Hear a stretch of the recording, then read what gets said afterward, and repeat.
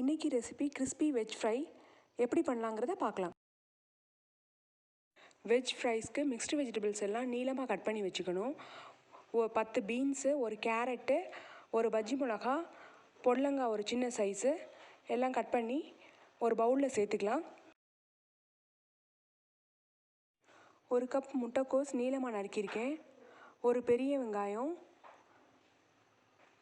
ஒரு குடமிளகா, உருளைக்கிழங்கு தோல் சீவிட்டு நறுக்கி வச்சுருக்கேன், ஒரு கத்திரிக்காய். இதையும் பவுலில் சேர்த்துக்கலாம். 200 கிராம் அளவுக்கு கடலை மாவு, அதை சேர்த்துக்கலாம்.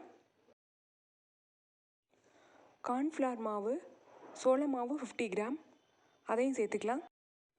அரிசி மாவு 50 கிராம், அதையும் சேர்த்துக்கலாம். மஞ்சள் தூள் 1 டீஸ்பூன் சேர்த்துக்கலாம். பெருங்காயம் 1/2 டீஸ்பூன் சேர்த்துக்கலாம். ரெட் சில்லி பவுடர் 1 டீஸ்பூன் சேர்த்துக்கலாம். ஒரு துண்டு இஞ்சி பொடியாக துருவி வச்சுருக்கேன், அதையும் சேர்த்துக்கலாம். தேவையான அளவு உப்பு சேர்த்துக்கலாம். மசாலாலாம் சேர்த்ததுக்கப்புறம் காய்கறியோடு சேர்த்து மாவு, மசாலா, காய்கறியோடு சேர்த்து நல்லா பிரட்டின மாதிரி நல்லா பிசைஞ்சுக்கணும்.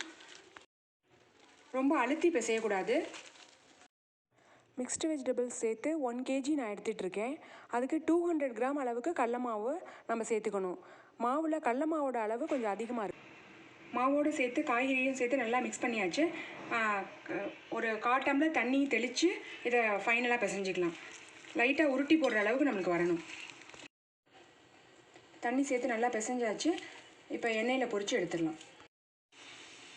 நம்ம ரெடி பண்ணி வச்ச வெஜிடபிள்ஸை இந்த மாதிரி எடுத்துக்கோங்க.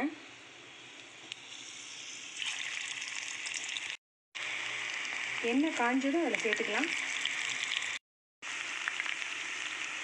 நம்ம சேர்க்குற வெஜ்ஜீஸ்லாம் கிறிஸ்பியாக வரணுன்னா எண்ணெய் வந்து நல்லா ஹை ஃப்ளேமில் இருக்கணும். ஹை ஃப்ளேமில் வச்சு ஒரு 2-3 மினிட்ஸ் குக் பண்ணிவிட்டு அதுக்கப்புறமா நம்ம சிம்மில் வச்சுக்கணும். வெஜிடபிள்ஸ் சேர்த்த உடனே மிக்ஸ் பண்ணக்கூடாது. ஒரு பக்கம் வெந்ததும் கொஞ்சம் நேரம் கழித்து நம்ம திருப்பி போட்டு 2 பக்கமும் நல்லா வேக வச்சு எடுத்துடலாம். நம்ம சேர்த்த வெஜிடபிள்ஸ் நல்லா கிறிஸ்பி ஆகிடுச்சு, நல்லா வெந்தாச்சு. இந்த ஸ்டேஜில் இதை எடுத்துடலாம். எண்ணெயை ஃபில்ட்ரு பண்ணிவிட்டு எடுத்துருங்க. நம்மளோட கிறிஸ்பி வெஜ் ஃப்ரை சூப்பராக ரெடி ஆகிடுச்சு. நீங்களும் ட்ரை பண்ணி பார்த்துட்டு உங்கள் கமெண்ட்ஸ் போஸ்ட் பண்ணுங்கள்.